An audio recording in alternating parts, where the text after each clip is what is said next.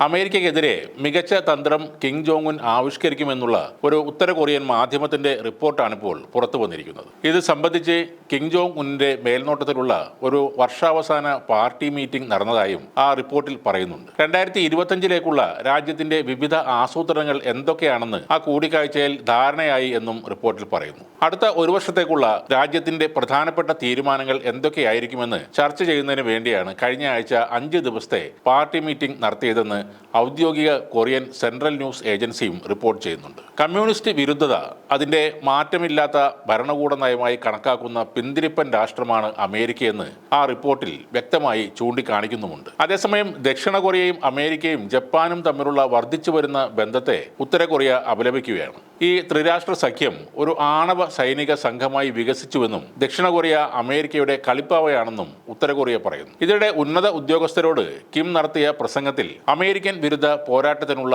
ഗൂഢതന്ത്രം വ്യക്തമാക്കി കഴിഞ്ഞതായാണ് വിവരം. കൂടാതെ തങ്ങളുടെ സൗഹൃദ രാജ്യങ്ങളുമായുള്ള ബന്ധം വർദ്ധിപ്പിക്കുന്നതിനുള്ള പ്രതിജ്ഞയും ഉൾപ്പെടുത്തിയിട്ടുണ്ട്. ഉത്തര കൊറിയയും റഷ്യയും തമ്മിലുള്ള സൈനിക ഇടപാടിന്റെ ഭാഗമായി ഉക്രൈനെതിരായ യുദ്ധത്തിൽ പ്രവേശിച്ചതിന് ശേഷം 1000-ലധികം ഉത്തര കൊറിയൻ സൈനികർ കൊല്ലപ്പെടുകയോ അല്ലെങ്കിൽ മാരകമായി പരിക്കേൽക്കുകയോ ചെയ്തതായി ദക്ഷിണ കൊറിയ അവകാശപ്പെട്ടതിന് പിന്നാലെയാണ് ഉത്തര കൊറിയയുടെ ഈ റിപ്പോർട്ട് പുറത്തു വന്നിരിക്കുന്നത്. 2022 ഫെബ്രുവരിയിൽ റഷ്യയുടെ ഉക്രൈൻ അധിനിവേശത്തിന് ശേഷം ഉത്തര കൊറിയയും റഷ്യയും തങ്ങളുടെ സൈനിക ബന്ധം ശക്തിപ്പെടുത്തിയിട്ടുണ്ട്. റഷ്യൻ പ്രസിഡന്റ് വ്ളാഡിമിർ പുടിനും ഉത്തര കൊറിയൻ പ്രസിഡന്റ് കിം ജോങ് ഉന്നും തമ്മിൽ കഴിഞ്ഞ ജൂണിൽ ഒരു സുപ്രധാന പ്രതിരോധ കരാറിൽ ഒപ്പിടുകയും ചെയ്തിരുന്നു. പുടിൻ ഇതിനെ ഒരു വഴിത്തിരിവായ രേഖ എന്നാണ് വിശേഷിപ്പിച്ചത്. അതേസമയം ഉക്രൈനെതിരായുള്ള റഷ്യയുടെ യുദ്ധത്തിൽ ഉത്തര കൊറിയയുടെ വർദ്ധിച്ചു വരുന്ന പങ്കാളിത്തത്തെ അപകടകരമായ ഇടപെടൽ എന്നാണ് ഉക്രൈനിന്റെ സഖ്യകക്ഷികൾ പറയുന്നത്. ഇപ്പോൾ ഉക്രൈനിൽ പിടിയിലായ ഉത്തര കൊറിയൻ സൈനികരിൽ ഒരാൾ കൊല്ലപ്പെട്ടതായും ദക്ഷിണ കൊറിയ പറയുന്നുണ്ട്. റഷ്യക്ക് വേണ്ടി യുദ്ധം ചെയ്യുന്നതിനിടെ പിടിയിലായ സൈനികരാണ് ഉക്രൈൻ കസ്റ്റഡിയിൽ വെച്ച് കൊല്ലപ്പെട്ടത്.